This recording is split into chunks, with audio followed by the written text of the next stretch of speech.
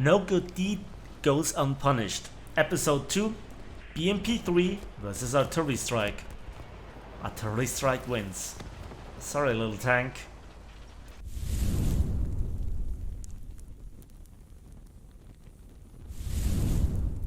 Hello there, and welcome back to War Thunder. Today's video is all about the mouse. First of all, a little bit of information. This tank was removed from research a while ago, and now for a short period of time it comes back. So as it stands right now, tomorrow the 30th of October till the 2nd of November, you can research the mouse. It will be a rank 5 German battle rating 7.7 reward tank, so no premium status, and it costs 17,000 civilians to repair. And you have to unlock rank 5 in order to research it. The question obviously, is this tank worth it? Hell no, not from a competitive perspective, and also very often not from a fun perspective. But when the mouse works, it's all the more satisfying. So let me just have a few minutes to give you the nutshell version of a tank review. The tank is one of the slowest tanks in War Thunder, one of the least maneuverable tanks in War Thunder. It also has the thickest overall armor in terms of steel armor in War Thunder. But sadly, there has been so much power creep and feature creep that it faces autoloaders, stabilizers, APDS, APFSDS, HeatFS, ATGMs, even a full battle rating lower. Tanks have very often no problem dealing with this tank. And yeah, your death comes a bit slower than for other tanks, but it comes a bit more certain. Let's put it that way. Now, the mouse is a meme, but also a statement what went wrong in War Thunder in my opinion. Power creep, feature creep seems to be a natural thing for a free-to-play title, but we're not really here to talk about this. But you know, this needs to be in your in the back of your head when you think about getting this tank. It's very similar to the E100, and yeah, that has 30,000 civilian repair cost. At the same battle rating, even in the German tech tree, we have the Raketenjagdpanzer 2 and also the Leopard 1, which definitely are significantly more suited to deal with the meta. But anyway, the mouse. Yeah, fantastic tank in the right situation. But it's not just a big gun and a lot of armor that gets carried around rather slowly. This is also a tank that has one big secret. I think this is the tank with the biggest secondary gun in the game. A short-barreled 75mm, which can rapidly disperse smoke and low-pen heat shells across the battlefield, where you can trick the enemy, you can track them, knock out their gun barrels, smoke up sniping positions, or smoke up yourself or allies, or you just smoke in front of you to kind of advance, or smoke an ally up so that he can get into position and cross the open with less danger to its life. And that shall be demonstrated in the following gameplay. I hope you enjoy. This will be a full battle from more or less the start till the end, and yeah, that was awesome that it just bounced those two shots. And let's make Britain suffer again, shall we? So there I can see his turret, and he screws up. So sweet, so sweet. Centurion Action 10, but there was a second tank with it. Maybe I can lure it out, but I don't think, nah, it doesn't really work. I see B gets contested. Let's have a last look. No, enemy tank doesn't show up. Definitely not. Okay, let's focus on B. But how do I get actually in B without getting side-shotted by that dude? Well, my team at least has dealt with the T-92, and I have a cunning plan. Yes, I'm switching to the 75s smoke shell and just smoke myself up. And so I'm more or less safe from precise side shots.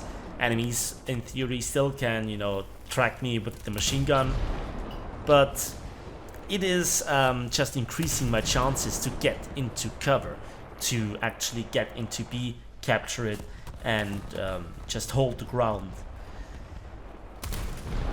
And very often enemies have absolutely no idea what's happening. Enemies have absolutely no idea how to handle that situation. And before they can figure out a plan, because they very rarely come across a player that does this, well, you're already in safety or dead.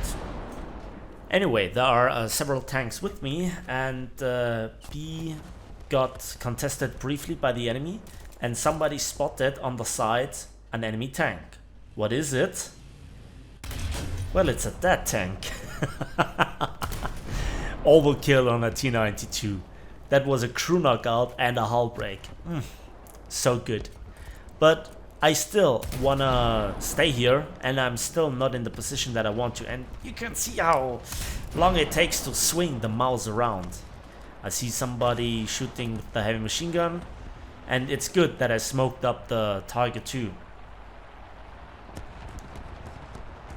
And yeah, those wooden structures are not in a good position for me. They're actually on the height of my gun. Other tanks can shoot below them, but I can't, and sadly this is also not destructible environment. So I don't want to contest it, and I keep smoking up, and I get back into cover. So the question is, what kind of tank is it? Can I deal with it, and where can I position myself to get gun on target? That's the question. And also I hope that nobody comes from the other side. Oh, that looked like a T-54 47. Come on, where can I shoot you? Yeah, he's fighting his gun depression as well as I'm fighting here with my positioning and my teammates. Tiger 105 didn't do any damage. Let's stay angled. Let's observe the sides. And that is also one of the strengths. The quick repair reverse gear. And the massive 128mm bursting charge. Or the massive bursting charge in the 128mm AP CVC round. Yeah, that's a bit more like it. So, we have gotten 3 kills right now. I smoke up. And I have the feeling that the Panther just got damaged. And indeed he's repairing.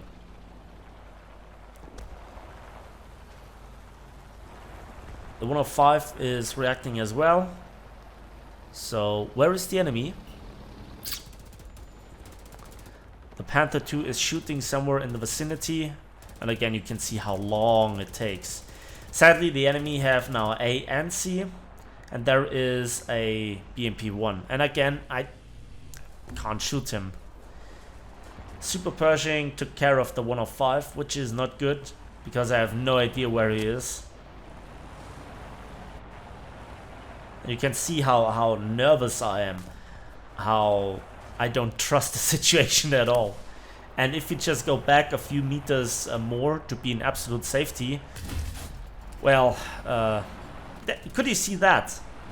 There was another BMP-1, and I just smoked up in time and went out of the way of the 73mm tank grenade, which on that 7.3 battle rating light tank has already 300mm, and we're not even talking about the ATGM. Your armor, well, it's more there to slow you down or rather than to be useful protection. But anyway, just keep cool, just relax, hold the position and watch for opportunities. Oh, look at that, look at that.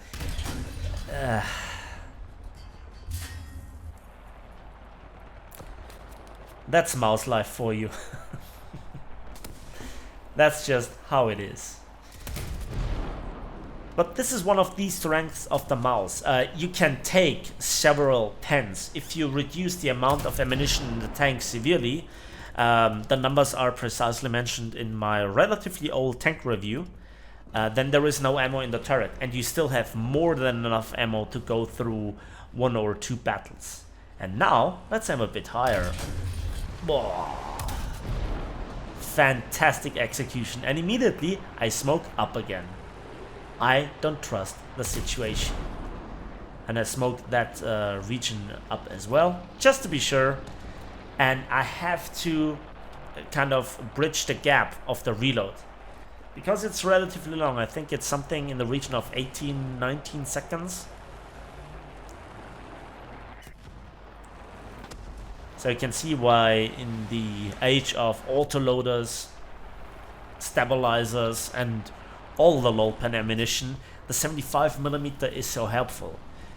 And if you get into the right spot, you also get side shots, you know, in the engines, the driver, the gunner of an enemy tank, and it can slow him down or cripple him before you can absolutely execute him.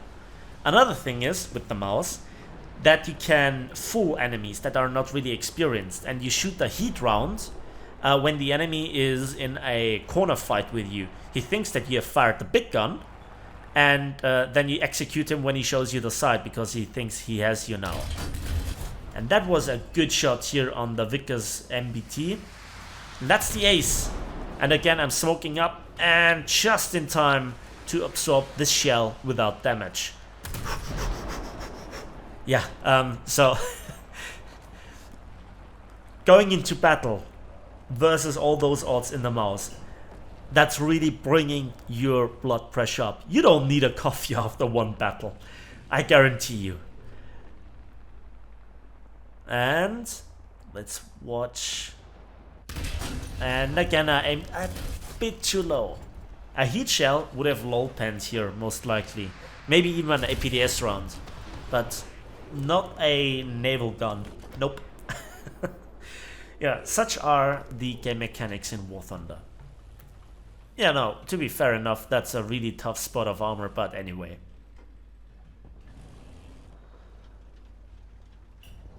So... okay, that's a good position, and oh, so good. When you have shots like these, when the enemies just don't pay attention, and you punish them with that kind of APCBC round, with this massive 128mm shell that has so many drawbacks, but the post-penetration damage effect is just wild. Yeah, but for that you have to pen. That was the ISU 12254, if I'm not mistaken. That's also a very interesting tank destroyer. It has a coaxial and top-mounted 14.5mm heavy machine gun duo. It has HEBC rounds. It has, I think, also an APCBC round. It has APDS. It has then also a heat round, and it reloads faster. Very interesting tank destroyer when it came out. But again, not so much these days. Except if you fight them with the mouse, because then it's not guaranteed to pen that tank. 6 kills. Glorious defending of B. The 2 tanks that were with me, they just buggered off. One was destroyed, and the other one was just simply going forwards. I don't know the fate of the Panther 2 to be precise, but at some point he went to the front line. And so this is now the situation where I think it's pretty much safe to advance. And to be honest, nothing more gets done in this battle. So here you can see the results. Heavy Metal Hero and Survivor, that's just the best battle result you can have in the mouse. And it was kind of rewarding, especially for a Tech Tree tank. But yeah, let's have a look at some weird deaths. IS-3, I thought I'd be safe, but watch that shot. That is so typical mouse. Ouch. But here is another one. Boom. You know, a tank, a full battle rating lower. I mean, little surprise, is it? Oof. Yeah, no angling would ever work against this tank. Or that tank, the Object 279, which is effectively impenetrable to the 128mm from the front, except if you go pixel hunting. But you know, those are some negative examples. Let's have a look at one of the best positions where you can actually be useful, and that is the Port Novorossiysk map. This iteration is the map where the Germans always spawn in the north and the Russians always in the south. And the Russians in many cases have an advantage to get to B earlier and to hold it. There is the street right next to B where then all the tanks just camp and wait. However, they first have to get there, and there is exactly one good opportunity to deal with them. And I shall demonstrate this in this gameplay. This is not really that much fun, but effective.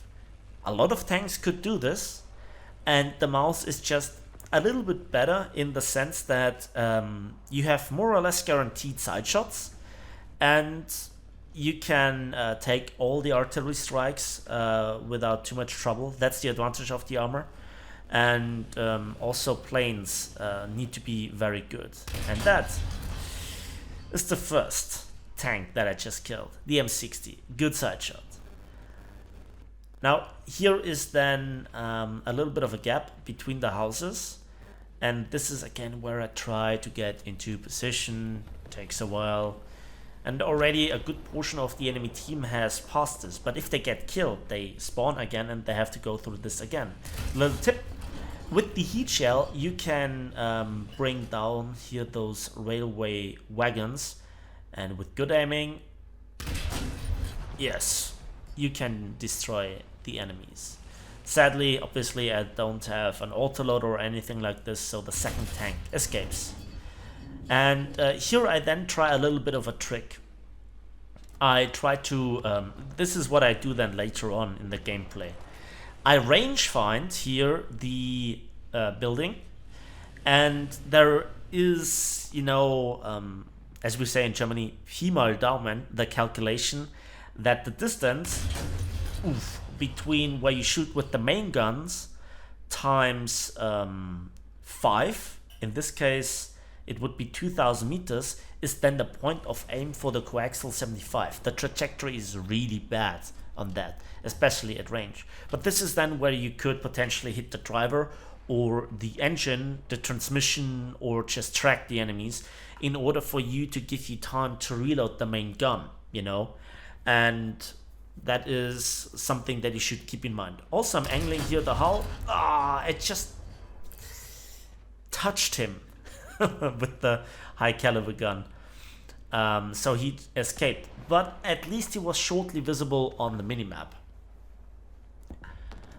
And you're this threat, right, that the enemy needs to deal with. So you are tactically positioning yourself. Not every map allows this, and it's not a guarantee that somebody just snipes you, but I just want to bring this to your attention. So I never could be useful in trying to get into position. I would lose so much time.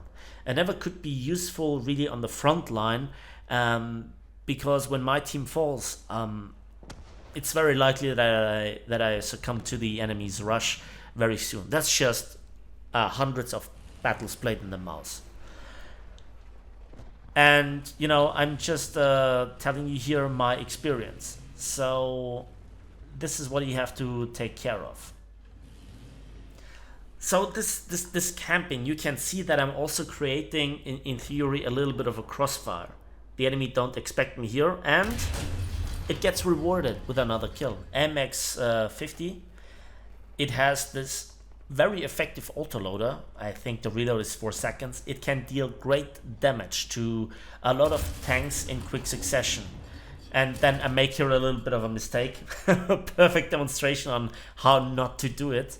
Again, I did here play a little bit around. It was one of the first battles that I played with this tank, since I decided to get some footage with it for this video.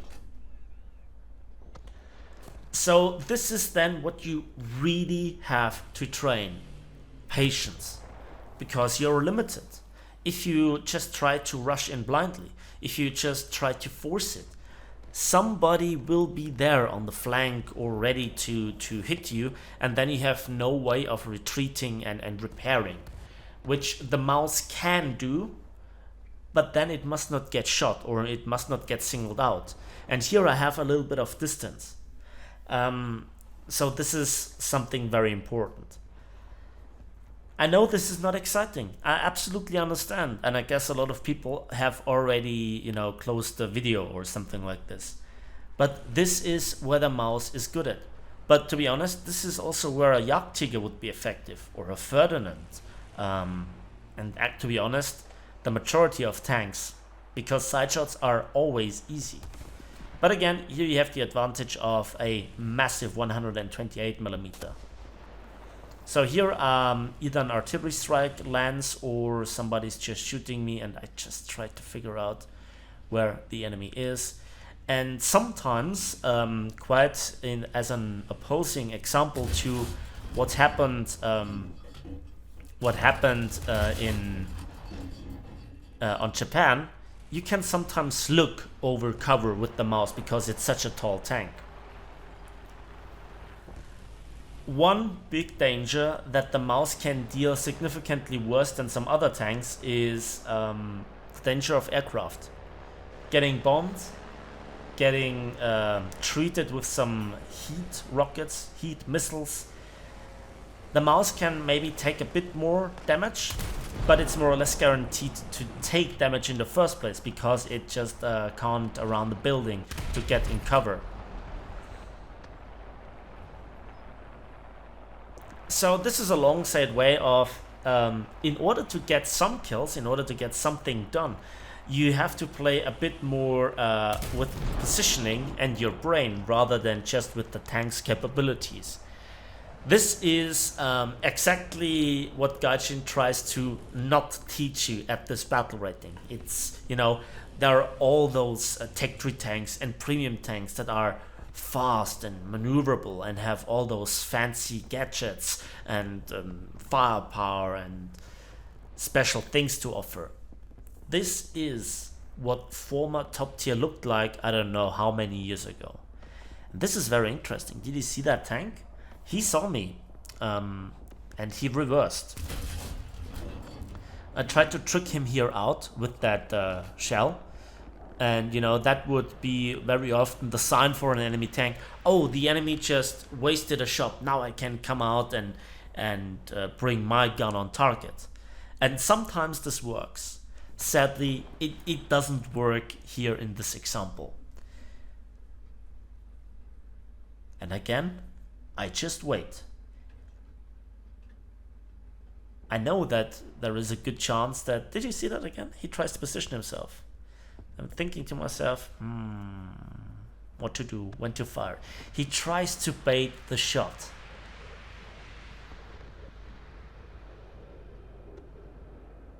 Then I see him, and that is, since the volumetric shell change, this is one of those things that just happens so often. Again, I try to bait him. He shoots again, and this time I have reloaded. And I can take my sweet time. And beautiful. And again, this is the damage that you can do with this tank. Fantastic. When it works like that, it's very sweet.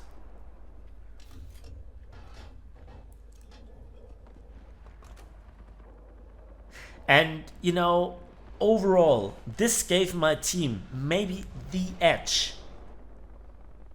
The few tanks that I destroyed here might have been the way to deal with the enemy team. It might have been that little advantage that my team needed. So I call this a success.